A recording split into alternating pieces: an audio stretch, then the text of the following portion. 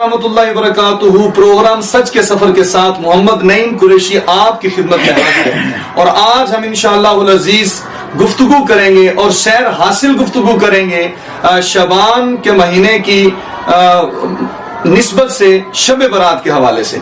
और आज हमारे साथ प्रोग्राम में मौजूद हैं मुल्क की खूबसूरत शख्सियत, मारूफ आलिम दीन, उस्ताजुल उलमा, उस्ताजुल हदीस मौलाना उमैर शाहीन साहब। तो हम अपने सफर का आगाज करते हैं और हम बढ़ते हैं अपने मेहमान की तरफ जो कि बहुत ही इल्मी शख्सियत हैं और आपको भी इंशाल्लाह फायदा होगा, हम भी इंशाल्लाह इनसे इस्तेफादा करेंगे। मौलाना उमैर शाहीन साहब, अस्सलाम वालेकुम व रहमतुल्लाहि व बरकातुहू। अल्लाह ताला आपकी तबीयत ठीक है? तो आपका शुक्रिया, आप हमारे प्रोग्राम में आपने हमें वक्त दिया, तशरीफ लाए। अल्लाह ताला आपके इल्म में, उम्र में बरकतें और रहमतें नाज़िल फरमाए। जैसे कि शबान का महीना चल रहा है तो इसके हवाले से हमारे जो अवाम है उसमें बहुत सारी ऐसी चीजें सिरायत कर चुकी हैं जो कि उनकी शरीयत में, हदीस में, कुरान में उनकी कोई हकीकत नहीं है।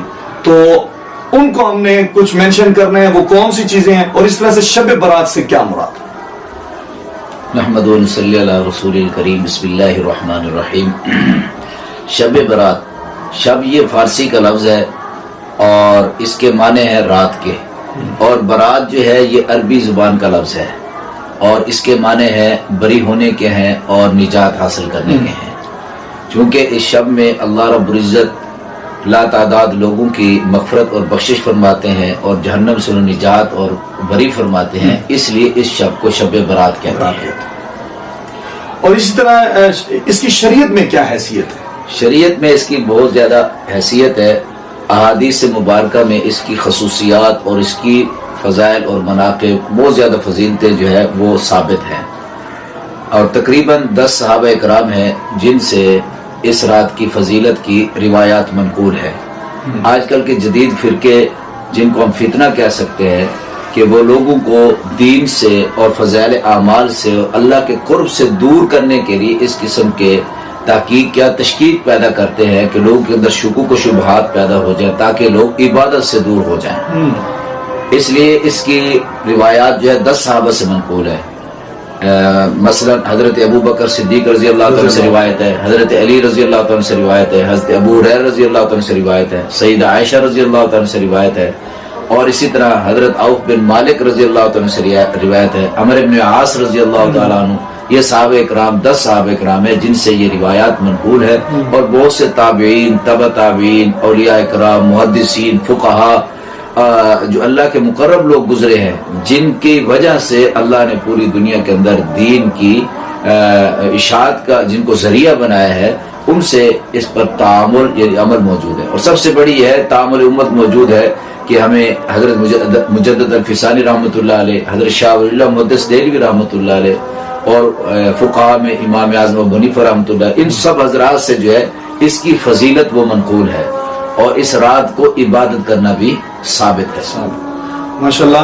तो इस तरह से शब बरात, इसके कोई और भी मारूफ नाम है कि जो हदीस में या सहाबा इकराम रिज़वानुल्लाहि ताला अलैहिम अजमईन से हमें मिलते हैं? इस रात के मारूफ 4 नाम किताबों के अंदर मिलते हैं।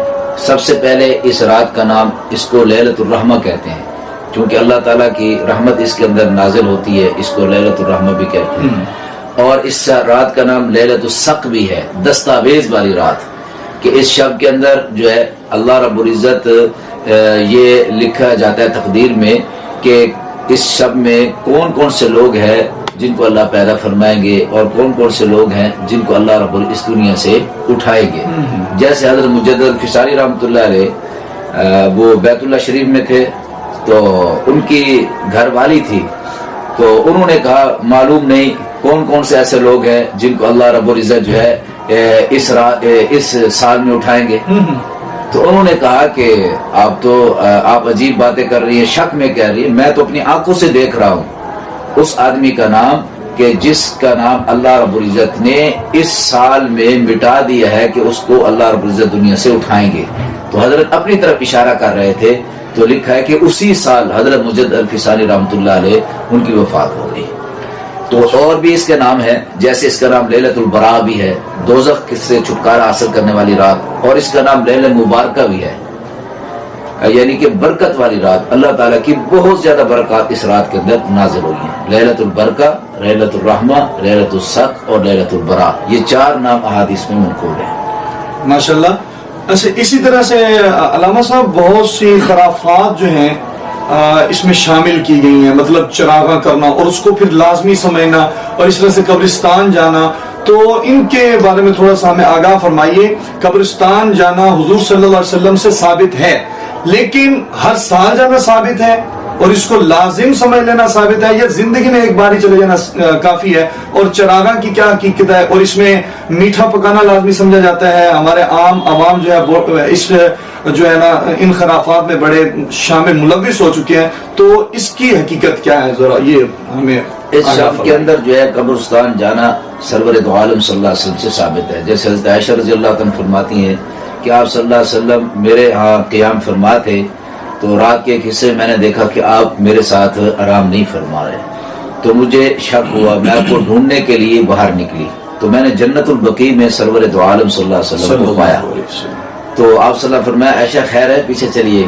تو کہنے لگے یا رسول اللہ صلی اللہ علیہ وسلم، مجھے آپ پر شک ہو گیا تھا کہ آج آپ کسی اور اپنی زوجہ مطہرہ کے پاس چلے گئے. آپ نے فرمایا نہیں عائشہ، تجھے پتہ نہیں ہے یہ برکت والی رات ہے کہ اس رات اللہ رب العزت بنو قلب کی بکریوں کے برابر، ان کے بالوں، ان کے اوپر جو بال ہے اس کے برابر اللہ لوگوں کی بخشش فرماتے ہیں. تو بنو قلب جو تھا یہ قبیلہ عرب کا سب سے بڑا قبیلہ تھا اور ان کی سب سے زیادہ بکریاں تھیں. تو بکریوں پر جتنے بال ہیں اللہ اتنے لوگوں کی بخشش فرماتے ہیں. تو یہ رات بڑی عظمت والی ہے. تو ایک دفعہ قبرستان میں جانا حدیث مبارکہ میں ثابت ہے، اور اس قبرستان میں جایا جائے. علماء نے لکھا ہے کہ اِیثار ثواب کی نیت سے جائے، یہ بھی ثابت ہے. مغفرت کی دعا کی جائے ان کے لیے، یہ بھی ثابت ہے. ہر سال چاہے جائے، لیکن اس کو سنت سمجھ کر نہ جائیں. ایک مرتبہ سنت سے ثابت ہے اب صلی اللہ علیہ وسلم. باقی آپ نے پوچھا چراغاں وغیرہ، اس کی بدعات بہت زیادہ ہے. چراغاں کرنا یہ حدیث پاک کے اندر ثابت نہیں ہے، نہ تعامل امت سے ثابت ہے، نہ صحابہ کرام سے ثابت ہے، نہ ہی تابعین سے، نہ ہی تبع تابعین سے ثابت ہے، نہ ہی محدثین سے ثابت ہے، نہ ہی وہ دین کے بڑے بڑے نام جن نے کتابیں لکھی ہیں یا جن سے دین پھیلا ہے ان سے بھی یہ ثابت نہیں ہے. چراغاں ویسے فضول خرچی کے اندر ہے کہ آپ چراغاں کر دیں اس کے اوپر، یعنی اتنی لائٹ جس کی ضرورت ہو، شریعت میں اتنی اجازت ہے. زیادہ چراغاں کرنے اس کی اجازت نہیں ہے، تو یہ اسراف میں شامل ہے. ان المبذرین کانوا اخوان الشیاطین. اور باقی حلوے وغیرہ پکانا یہ بھی ثابت نہیں ہے، اس کو ضروری سمجھنا. ہمارے ہاں دیگیں چڑھ جاتی ہے، یہ حلوے مانڈے کی رسم یہ بھی جائز نہیں. ویسے یہ تو ظاہراً تو یہ اچھا عمل ہے، مطلب کچھ کھلانا لوگوں کو، اس میں تو کباہت تو نہیں ہے ویسے، لیکن اس رات کے حوالے سے اس کو خاص کر دینا یہ مناسب نہیں ہے، اس کی شریعت اجازت نہیں دیتی. بدعت للدین یہ جائز ہے، بدعت فی الدین جائز نہیں ہے. للدین کا مطلب یہ ہے کہ آپ جیسے لاؤڈ سپیکر کے ذریعے آپ اذان کو پہنچا سکتے ہیں. فی الدین کا مطلب یہ ہے کہ آپ دین میں اس کو شامل کر لیں. تو لوگ انہیں اس کو دین کا حصہ نہیں بنانا. اسی طرح آتش بازی ہے، پٹاخے وغیرہ، تو یہ رسم جو ہے وہ چلی ہے ان سے مجوسیوں سے. آپ صلی اللہ علیہ وسلم فرمایا من تشبہ بقوم فہو منہم. تو اس لیے یہ آتش بازی ہے یہ مجوسیوں کی رسم ہے، تو اس سے اجتناب کریں. علامہ صاحب نے بہت ساری چیزوں کو مینشن کر دیا، نمایاں کر دیا جو ہم ہمارے عام عوام سے بہت دور ہیں. تو اس طرح اس کا ایک بہترین عمل جو ہے وہ صلاۃ التسبیح، اور اس طرح سے روزے کا کیا کنسپٹ ہے اس میں شریعت میں؟ اس کا صلاۃ التسبیح جو ہے اس کو خاص کر لینا یہ جائز نہیں ہے. ورنہ ہمارے اکابر جو بزرگ گزرے ہیں علماء کرام، انہوں نے اس شب کو کہتے صلاۃ تسبیح پڑھ لینا چاہیے کیونکہ صلاۃ تسبیح کی بہت زیادہ فضیلت ہے. لیکن صلاۃ تسبیح کو ضروری سمجھ لینا یہ جائز نہیں ہے. اور اس میں نوافل کی نماز بھی جائز نہیں ہے، کیونکہ ویسے نوافل کی جماعت کرانا شریعت میں جائز نہیں ہے. تو اجتماعی طور پر اس کا جواز کوئی نہیں ہے، بلکہ یہ شریعت میں اس کے منع ہے. انفرادی طور پر آپ جو جتنی مرضی نفل پڑھیں اور خلوت میں اللہ رب العزت کے ساتھ جو ہے راز و نیاز کی باتیں کریں، اپنے گناہوں پر نادم ہوں، رزق اللہ سے طلب کریں، یہ چیزیں تو ثابت ہے اور یہ کرنی چاہیے. اور روزے کے حوالے سے تھوڑا سا، روزے کے حوالے سے یہ ہے کہ حضرت علی رضی اللہ تعالیٰ سے ثابت ہے کہ اس کے دن کو روزہ رکھنا، تو علماء نے اس کو مستحب کا درجہ قرار دیا. تو علامہ صاحب یہ تھوڑا سا ہمیں آگاہ فرمائیں کہ روزہ جو ہے شب برات جو ہے وہ ہے 14 کا دن اور 15 کی رات، تو روزہ ہم آنے والے دن کو رکھیں گے یا جو وہی جس دن کی رات ہوگی اس دن کو رکھیں گے؟ یہ تھوڑا سا ہمیں شب برات جو ہے وہ آپ سے یہ عرض کر دے کہ اسلام کے عربی جو تاریخ ہے وہ تبدیل ہو جاتی ہے مغرب کے بعد، یعنی غروب آفتاب کے بعد. جیسے مغرب کی نماز آپ نے پڑھی تو یہ آگے تاریخ شروع ہو گئی. یہ 14ویں کا دن ہوگا اور 15ویں کی رات ہوگی. تو اس رات کو جو سحری ہوگی اس سحری سے لے کر 15ویں تاریخ کے آخر تک یعنی کہ غروب آفتاب تک یہ اس دوران آپ نے روزہ رکھا. اچھا یہ بھی آگاہ فرما دی، روزہ واجب ہے، سنت ہے، مستحب ہے، کیسا ہے، اس کی کیا حیثیت ہے؟ روزہ مستحب ہے فقط. تو ناظرین آپ نے سماعت کیا، بہت کچھ ہمیں شب برات کی حوالے سے علامہ صاحب نے ہمیں آگاہ فرمایا.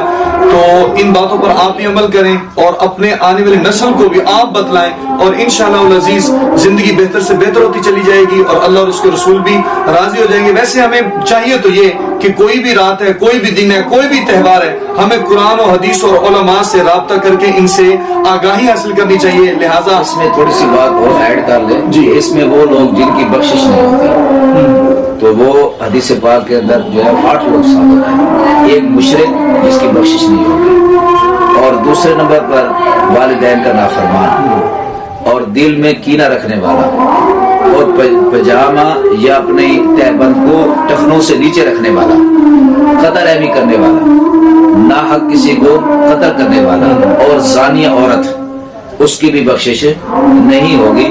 اسی طرح وہ آدمی جو شراب کا عادی ہے، ایسے آدمی کی اللہ رب العزت بخشش نہیں فرماتے. اور یہ 8 لوگ ہیں شریعت کے حدیث مبارکہ مختلف احادیث سے یہ ثابت ہیں. اللہ رب العزت ہم سب کو اس رات کی برکات کو سمیٹنے کی توفیق نصیب فرمائے. آمین ثم آمین. تو ناظرین آپ نے سماعت کیا کہ علامہ صاحب نے بہت ساری چیزیں قرآن و حدیث کی روح سے ہمیں بتلائیں. اللہ تعالی ہمیں عمل کی توفیق عطا فرمائے. انشاءاللہ پھر ہم حاضر ہوں گے اگلے پروگرام کے ساتھ، ایک نئے موضوع کے ساتھ اور نئے مہمان کے ساتھ، اور انشاءاللہ آپ ہمیں دعا میں بھی یاد رکھیں گے، ہم آپ کو دعا میں یاد رکھیں گے. والسلام، اللہ حافظ.